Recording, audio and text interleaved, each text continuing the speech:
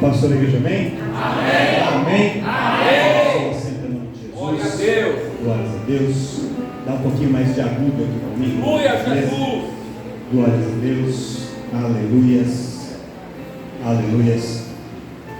Nós temos hoje uma data especial. Nós comemoramos, hoje celebramos o Dia das Mães. Então eu queria, antes de começar a pregar, deixar os meus parabéns a todas as irmãs que já são mães, aquelas que ainda não são, que estão aí talvez pensando, se programando, quem sabe aí para o futuro, também já vão guardando aí esse parabéns aí no seu depósito, nos seus estoques. Mas a data do Dia das Mães é uma data muito especial, que realmente muitas famílias param para refletir sobre a importância da figura da mãe, da figura do pai também, né? E que muitas vezes ao longo do dia a dia a gente tem tantos compromissos de trabalho, de estudo, com o namorado, com a esposa, com filhos, e às vezes a gente não para pensar na importância dessas figuras, né? E o quanto faz toda a diferença na vida. E muitas pessoas dizem que às vezes só dá valor para a mãe, só dá valor para o pai quando perde. E que cada um que está aqui possa valorizar a sua mãe e o seu pai enquanto estão aqui, valorizar quem está do lado. E se você por acaso não tem a sua mãe e o seu pai próximo, porque talvez está morando em algum lugar distante, não tem contato, não pôde ver, não pôde ver hoje, ou se você já perdeu a sua mãe, talvez o seu pai, então fique aí, você dá um abraço do Senhor, porque Ele é o nosso Pai que supre essas necessidades, essa lacuna daquele que não tem. Então, Deus abençoe a cada mãe e vamos seguir com a palavra do Senhor neste culto abençoado. Abra comigo a sua Bíblia, no primeiro livro do juiz profeta Samuel, no capítulo de número 1. Primeiro livro de Samuel, capítulo 1. Se puder dar um pouquinho mais de agudo ainda, não está? Um pouquinho grave demais, um pouco abafado. Glórias a Deus, vamos regulando aí, acertando o som. À medida que eu vou falando, vai acertando lá. Primeiro livro do profeta juiz Samuel, capítulo de número 1, uma história bastante conhecida, que nos conta sobre uma mulher chamada Ana. Capítulo 1, verso 1 do juiz profeta Samuel. Quem encontrou, dá uma glória a Deus aí. Glória a Deus. Amém. Diz assim o texto, você que não encontrou, não tem a Bíblia, acompanha aqui pelo Tata Show, a partir do verso número 1, diz assim: houve um homem de Ramataim Zofim, da montanha de Efraim, cujo nome era Eucana, filho de Jeroão, filho de Eliú, filho de Tou, filho de Zufi, Efrateu. E este tinha duas mulheres, e o nome de uma era Ana, e o nome da outra Penina. Penina tinha filhos, porém Ana não tinha filhos. Subia, pois, este homem da sua cidade, de ano em ano, a adorar e a sacrificar ao Senhor dos exércitos em Siló. E estavam ali os sacerdotes em Siló, e estavam ali os sacerdotes do Senhor, Ofni e Finéias, os dois filhos de Eli. E sucedeu que no dia em que Eucana sacrificava, dava a ele porções do sacrifício a Penina, sua mulher, e a todos os seus filhos e a todas as suas filhas. Verso 5. Porém, a Ana dava uma parte excelente. Em outras traduções você vai encontrar que dava a ele, a Ana, uma porção dupla. Em outras traduções ainda vai estar que Eucana entregava a Ana a porção dobrada do sacrifício, porquanto ele amava Ana, porém o Senhor lhe tinha cerrado a mão, e a sua competidora excessivamente a irritava para a embravecer, porquanto o Senhor lhe tinha cerrado a mão. E assim fazia ele de ano em ano, quando ela subia à casa do Senhor. Assim a outra a irritava pelo que chorava e não comia. Então Eucana, seu marido, lhe disse: Ana, por que choras? E por que não comes? E por que está mal o teu coração? Não te sou eu melhor do que 10 filhos? Então Ana se levantou.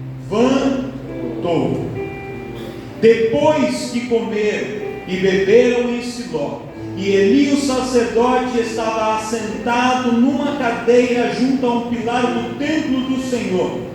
Ela, pois, com amargura de alma, orou ao Senhor e chorou abundantemente. E votou um voto, dizendo: Senhor dos exércitos, se benignamente atentares para a aflição da tua serva, e de mim te lembrares, e da tua serva te não esqueceres, mas a tua serva deres um filho varão, ao Senhor o darei por todos os dias da sua vida, e sobre a sua cabeça não passará nada. Aí você pula comigo e você vai lá para o verso de número 18 e diz assim, perdão, verso número 19, desculpa aí, verso número 19, e diz assim, verso 19: e levantaram-se de madrugada e adoraram perante o Senhor, e voltaram e vieram à sua casa a Ramá. Eucana conheceu a Ana, sua mulher, e o Senhor se lembrou dela. Louvado seja Deus! Oh, aleluia! Quando a gente vai ministrar uma palavra num dia de festividade, dia das mães, dia dos pais, a gente busca uma palavra que tenha conexão, que tenha aderência ao tempo. Então, no dia das mães, você busca uma palavra que tenha uma história de uma mãe. E a história de Ana é interessante porque a maior parte das pregações sobre Ana, a gente fala de um período da vida de Ana em que Ana ainda não era mãe. Ana é talvez a personagem mais pregada em ministrações de Dia das Mães, só que você prega um momento da vida dela em que ela ainda não era mãe, mas ela desejava muito ser mãe. Ela queria muito ser mãe. E é interessante a gente analisar e entender o contexto disso aí. Sei que muitas pessoas estão cansadas de saber, mas para alguns talvez seja algo um pouco novo. E é interessante a gente entender isso, porque hoje, na nossa sociedade atual, se uma mulher virar e falar assim, eu tenho 10 filhos, as pessoas vão dizer assim, nossa, como é que você consegue cuidar tanto menino aí? Como é que você dá conta de sustentar tantas crianças? Isso parece absurdo. Mas naquele tempo não era absurdo, muito pelo contrário. Uma mulher dizer que ela tinha 10 filhos, todo mundo ficava, que mulher abençoada que você é.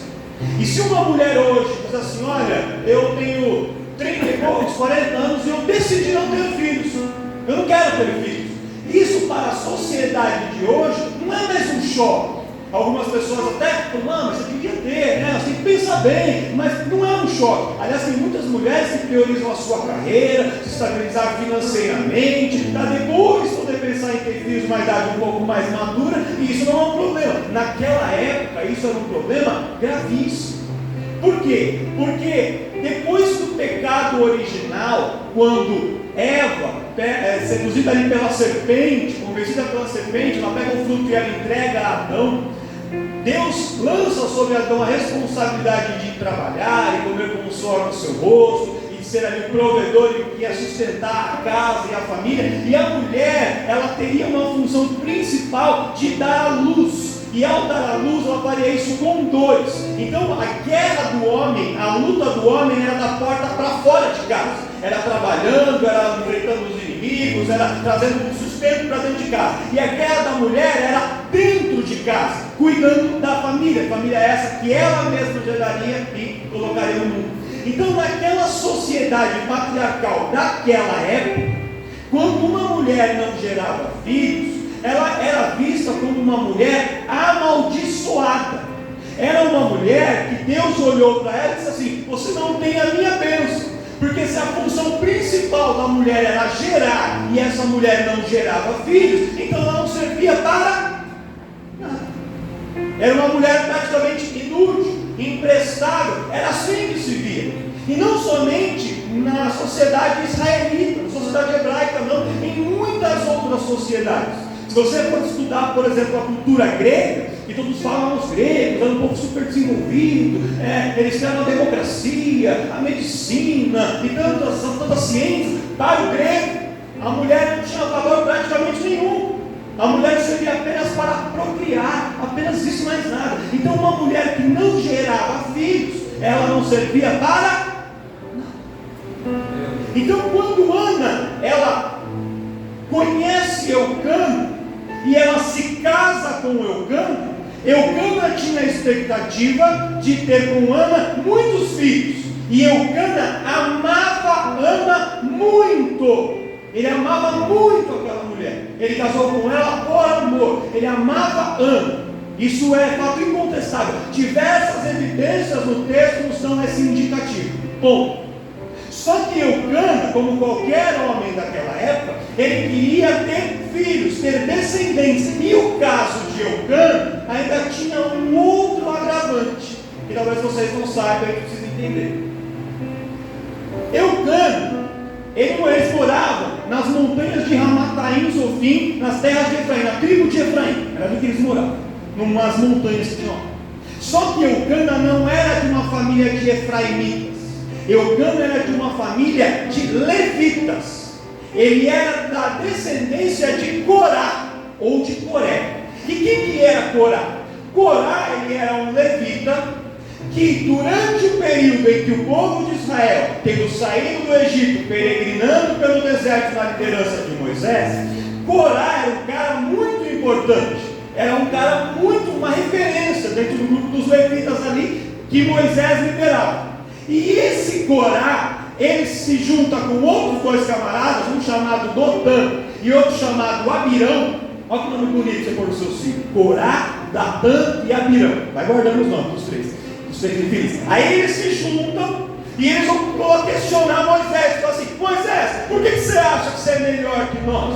Por que você acha que você é mais santo? Quem que deu para você essa autoridade, esse poder? Por que você escolheu seu irmão Arão para ser sacerdote e ser líder e escolheu um de nós? Nós também somos importantes. E eles se rebelam contra Moisés e contra Arão, que eram as lideranças da época.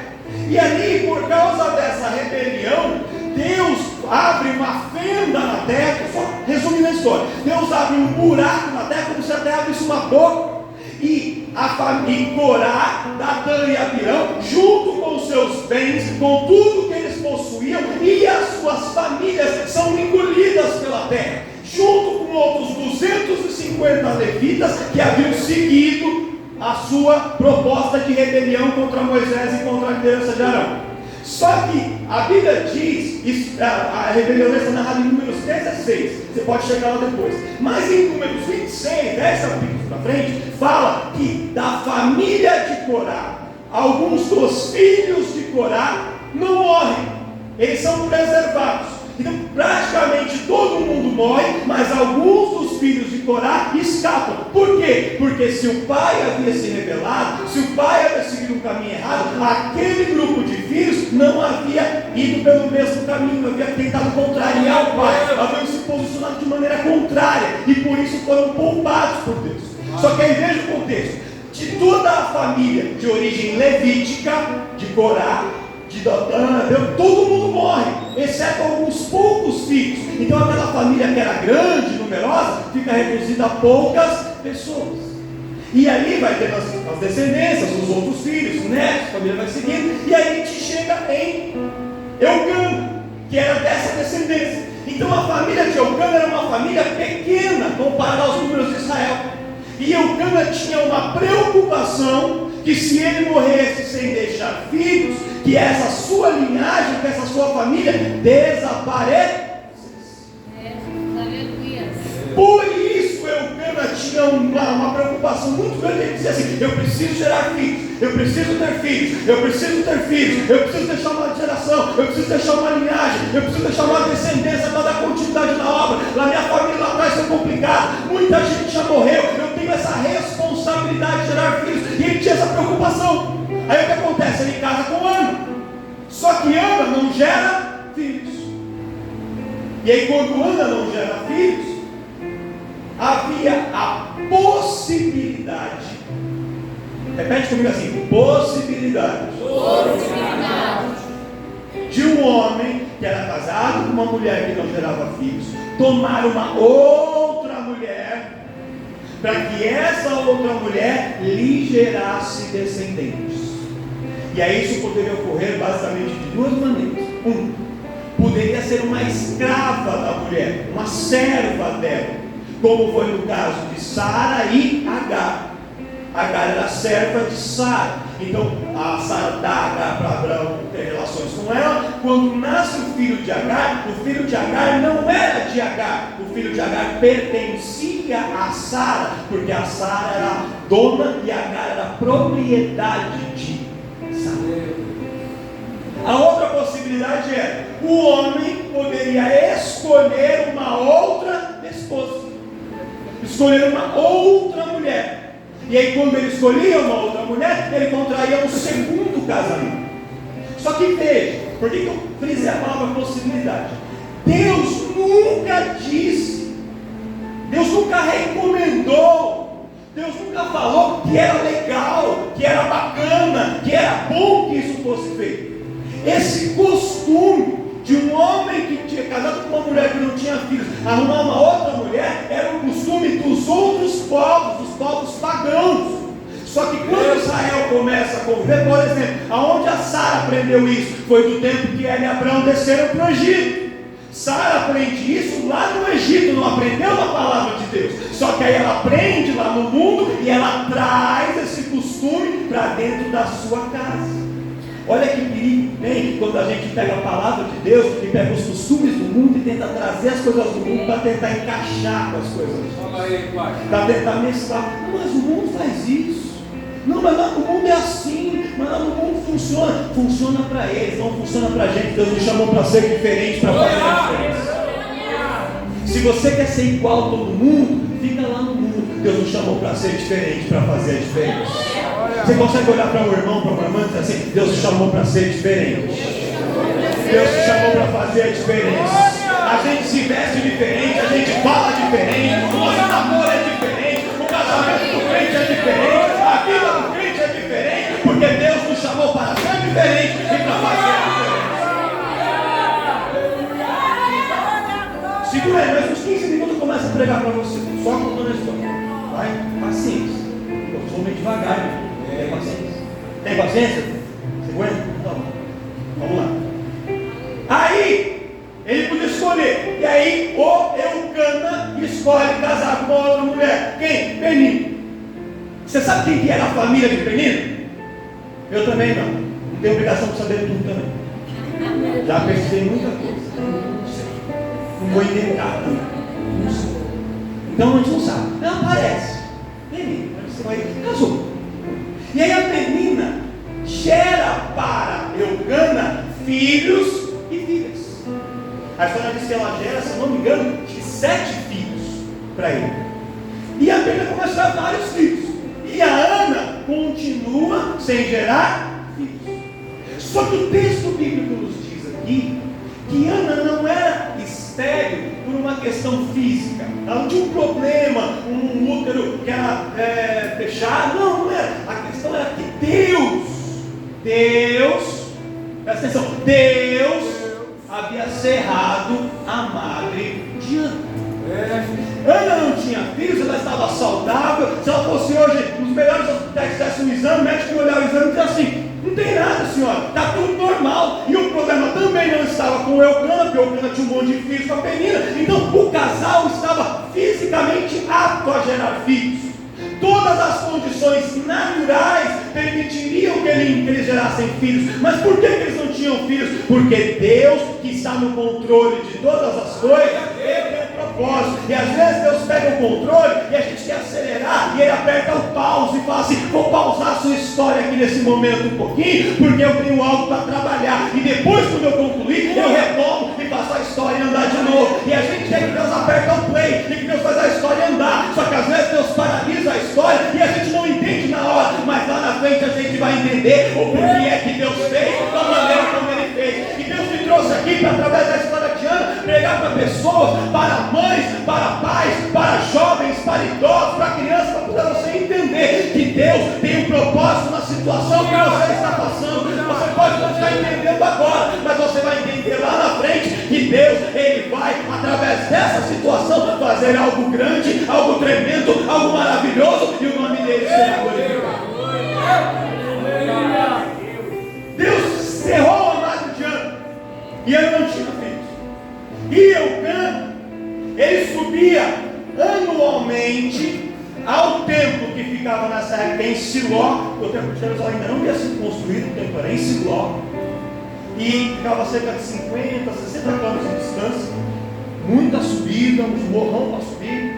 E ele subia todos os anos com a sua esposa Ana, e com sua esposa Penina, e com os seus filhos, que eram os filhos dele com Penina, para ir ao templo para adorar.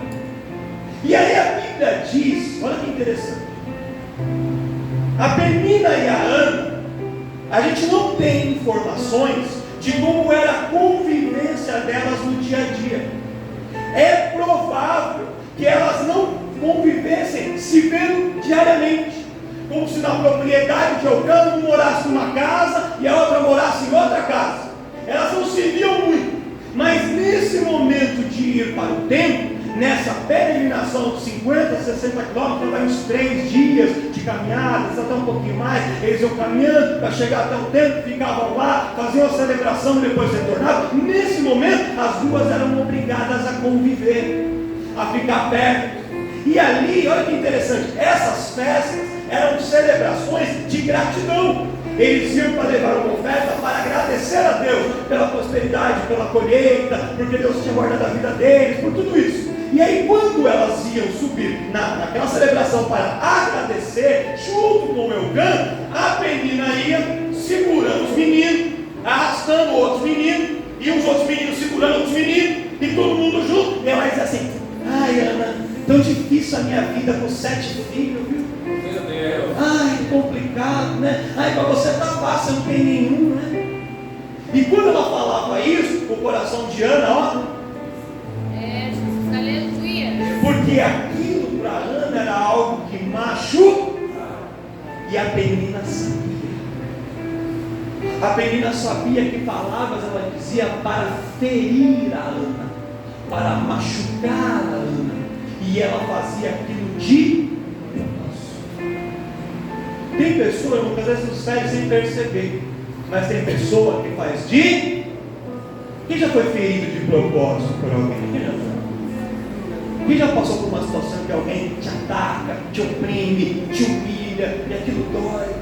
Só que a Ana, ela não respondia para Penina, ela não retrucava, ela não batia a boca. O que a Ana fazia? A Ana, ela se fechava, e a Ana chorava, e a Ana chorava, se entristecia, e aí chegava no culto, aí aquele culto rola a festa, e os louvores, aí tinha o sacrifício, e a Ana não comia nada, a Ana não participava de nada. Por quê? Porque durante o caminho para o templo, a Penina havia entristecido, e ela ia no culto, mas ela chegava no culto triste, e o culto acontecia, e a tristeza dela continuava, e ela chegava no culto triste, e ia embora do culto triste. O culto começava com ela triste, e terminava com ela triste, e ela ia embora do mesmo jeito que ela chegou. E a gente tem a impressão que aconteceu isso por pouco tempo, mas os historiadores dizem que Ana aguarda pelo seu filho por um período entre 19 e 24 anos.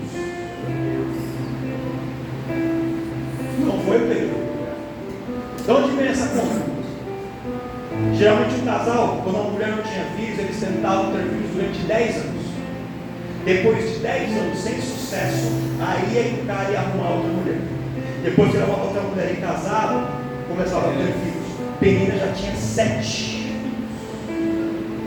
Então numa pontuação que dava pelo menos ali uns 17, 19, mas alguns estão chegando a dizer que fazia 24 anos que ela estava em 24 anos esperando algo acontecer. 24 anos esperando Deus mover a sua mão para mudar o quadro das pessoas.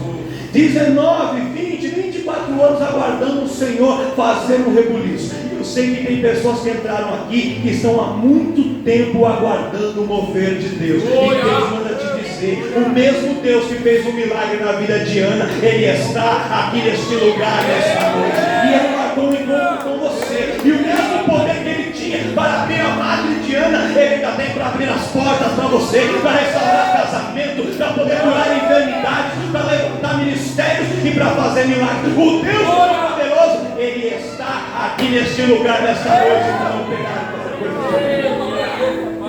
Presta atenção. Estou chegando na mensagem. A Ana era afrontada por Penina. Por que a Ana era afrontada por Penina? Porque Eucana amava Ana, e Eucana cuidava de Ana. Eucana tinha cuidado, zelo com ela e demonstrações de amor e carinho para com ela, e não tinha as mesmas demonstrações de amor e carinho para com Penina. Então Penina queria a atenção de Eucana. Como ela não tinha, ela feria a Ana, que tinha o que ela queria ter e não tinha conseguido. Era tão ciúme ou inveja mesmo, só por assim. E Eucana sabia que a Penina perseguia Ana. O Eucana sabia que aquilo acontecia, mas Eucana não conseguia com as suas mãos mudar a situação, porque ele queria ter filhos com Ana, ele tinha relações com Ana, mas a madre estava cerrada por... E aí o pastor bíblico diz que todos os anos, quando Eucana subia com a Ana e com a Penina para o templo para oferecer o sacrifício, eles ofereciam ali um filho, um cordeiro, e ali aquele animal era partido, a gordura do animal e o sangue eram colocados no altar do Senhor. Algumas partes, a parte do peito e a parte dos ombros, as espadas do animal, ficavam para os sacerdotes, para essas pessoas poderem comer com as suas famílias, e o restante era devolvido para o ofertante. E o ofertante podia cozinhar, assar, fazer um churrasco e se banquetear sozinho ou com seus familiares e seus amigos. Eucana então pegava essa parte do animal do sacrifício e ele fazia ali um churrasco, fazia ali uma refeição. E quando ele preparava esse banquete, ele dava porções daquela carne, daquele sacrifício, ele enchia o prato dos seus filhos, da sua esposa Penina. Mas o texto diz que para Ana ele dava uma porção diferenciada. Ele dava uma porção excelente. Ele dava uma porção dupla. Ele dava uma porção dobrada. E aí, quando a gente vê isso, para muitos passa desapercebido. Muitos não entendem. Mas há um grande mistério de Deus. Há um mistério tremendo de Deus. Porque a Ana, ela sentia que ela estava sozinha na sua luta, na sua batalha. Ela sentia que Deus havia esquecido dela, cerrado a sua mão. Que a Penina a irritava, e ela não tinha nem argumento para poder contrariar a Penina, porque a Penina estava com um monte de filho, ela não tinha ninguém. E Eucana, como seu esposo, não estava também fazendo nada para ajudar, porque ele não defendia ela, ele não protegia ela de Penina, ele só ficava ali cuidando, dando uma almofadinha para ela, dava uma flor ali no dia dos namorados, mas não fazia nada para de fato mudar a história. Só que a Ana não estava entendendo que de uma maneira indireta, Eucana estava trabalhando para mudar a situação dela. Como isso? Quando Eucana dá para Ana uma porção dobrada, uma porção dupla do sacrifício, ele não fazia isso apenas porque ele queria diferenciá-la da outra. Ele não fazia isso para dar mais comida para Ana encher a barriguinha, como as crianças que a mãe faz a comida para encher a barriguinha. Não era só isso, não. Quando Eucana dava para Ana uma porção dupla do sacrifício, aquilo era um ato profético espiritual.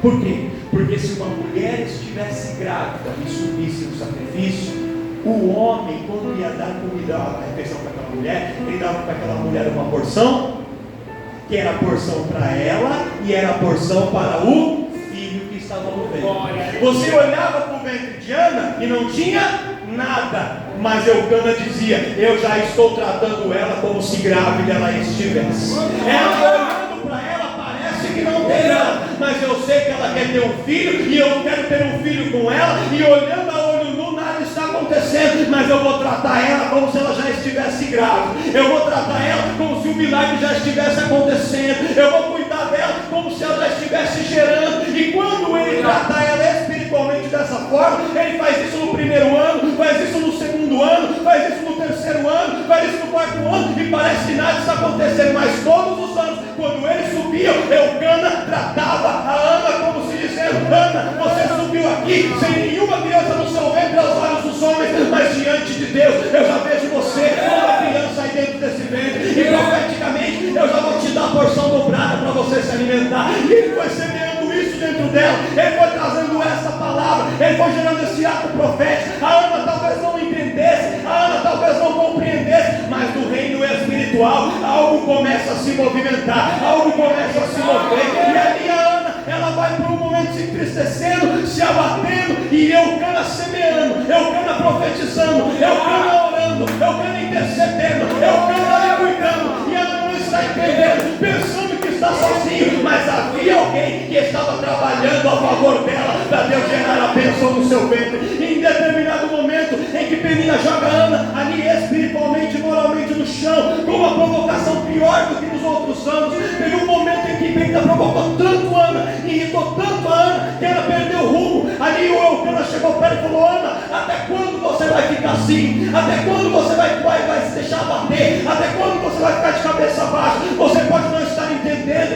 mas Deus está fazendo e operando algo dentro de você que você não está compreendendo. E aí a Penina vem e fala uma palavra, e você está dando poder para as palavras de Penina para te abater, e não está dando poder para o sacrifício que eu estou fazendo por você. Ana, você tem que começar a entender e começar a decidir que caminho você quer seguir: o caminho de alguém que vai gerar um milagre, ou o caminho de alguém que vai passar a vida toda de cabeça baixa, reclamando porque as coisas não acontecem. E naquele momento a Ana entende, ela se levanta, e quando a Ana se levanta, Deus começa a trabalhar na vida dela. A Ana e por 24 anos entra no culto e sai do culto do mesmo jeito. Naquele ano não foi assim. Ela entrou triste, ela entrou abatida, mas ela entrou de pé, de cabeça erguida ali dentro. E quando ela entra, ela começa a se derramar diante do altar do Senhor para adorar, para orar. Ela começa a clamar e dizer: Senhor, eu quero apresentar diante de ti uma causa, Senhor.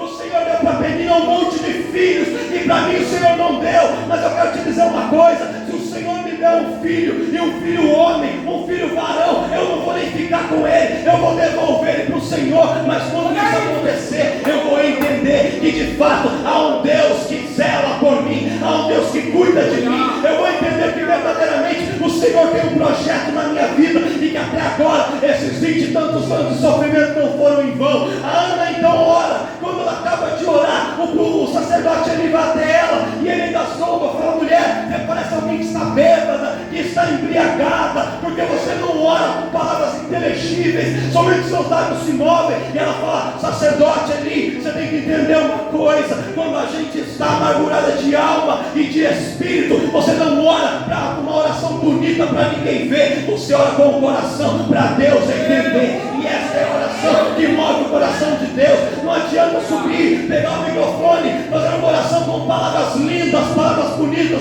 um vocabulário rebuscado, se o coração não está na mesma sintonia. Por muitas vezes ela fez uma oração bonita, por muitas vezes ela cantou louvor afinadinho, por muitas vezes ela entrou no culto e ficou preparada para tirar foto, arrumadinha com o cabelo alinhado no painel. Mas teve um dia que ela entrou no culto sem se preocupar com o que um ia pensar, com o que o outro ia pensar. Ela se preocupou em se derramar diante do altar do Senhor, porque naquele momento ela entendeu que não ia adiantar ficar dando ouvido para as palavras de perseguição de Penina. Era tempo dela se levantar diante de Deus, para recorrer, para buscar, para reivindicar aquilo que Deus tinha planejado para a vida dela. E ali naquela oração, quando ela acaba de orar, ele fala para ela assim: então, se você está orando nessa intensidade, se esse é o seu desejo, se essa é a sua petição, vai em paz, e que o Deus de Israel conceda o desejo do teu coração. E aí ela sai do templo. Diga para o seu irmão assim: Ana saiu do templo. Fala para ele assim: e ela voltou para casa. E aí fala assim: não, E o milagre não aconteceu no templo, mas aconteceu em casa.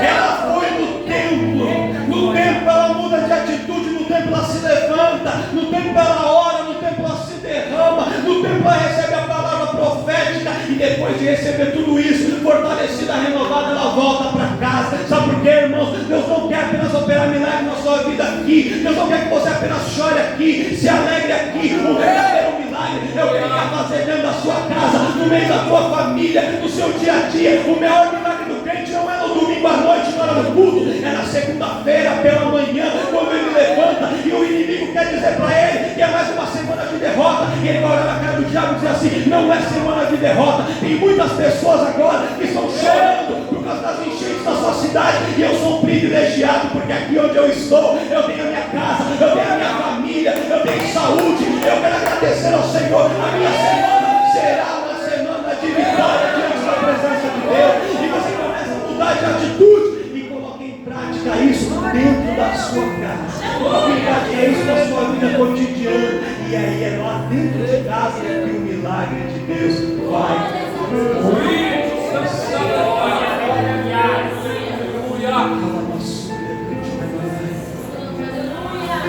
Sabe que Deus me mostrou isso aqui?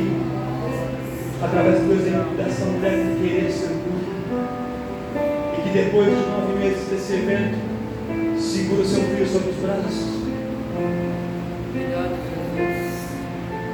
Que Deus tem um propósito que a gente não consegue compreender,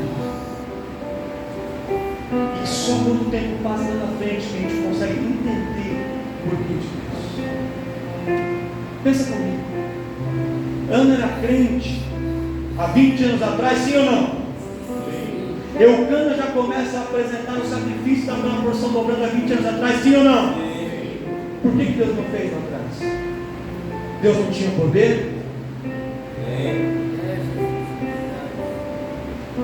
Deus não era capaz? Tem alguma coisa. 20 e tantos anos antes, a situação, o cenário de Israel era Eli era o sumo sacerdote e tudo caminhava bem. Ele tem 2 filhos, Ofni e Finéias. E esses 2 filhos de Eli se pervertem no caminho e começam ali a ter atitudes que não agradavam a Deus. Começam a se corromper e levar o povo à perdição. Naquele momento, nasce para Deus a necessidade de levantar um homem que sucedesse Eli na liderança do povo e fizesse a diferença em Israel. Sabe quem foi o homem que Deus levantou? Um menino chamado Samuel, que era o filho de... Se Ana tivesse tido um filho 24 anos atrás, aquele menino seria só mais um menino. Quando ele nasce 20 e tantos anos depois, ele se torna o líder da nação de Israel. Para Ana, ela queria o filho 20 anos antes, porque aquilo era importante para ela. Mas Deus não faz as coisas apenas olhando para o que eu quero, para o que eu gosto. Deus, Ele tem uma visão daquilo que é importante para o reino. E nós somos parte desse reino.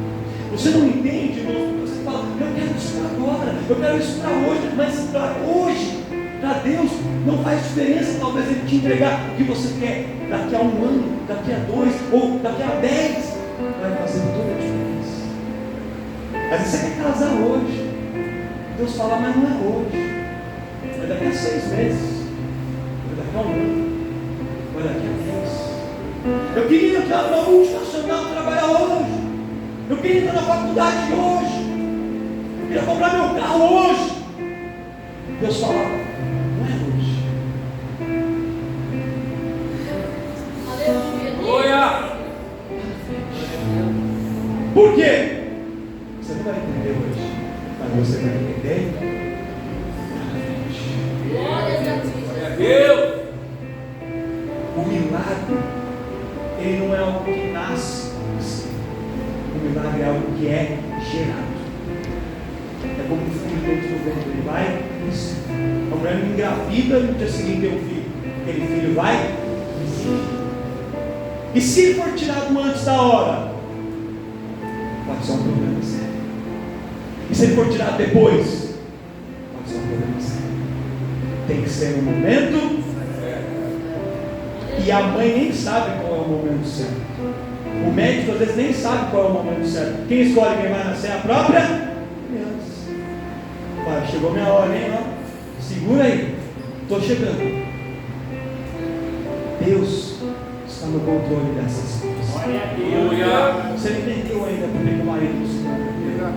Você não entendeu ainda por que esse filho ainda não veio para a igreja. Você não entendeu ainda por que Deus não abriu essa porta. Ele manda te dizer, você não vai entender agora, mas você vai entender lá na frente. Glória a Deus!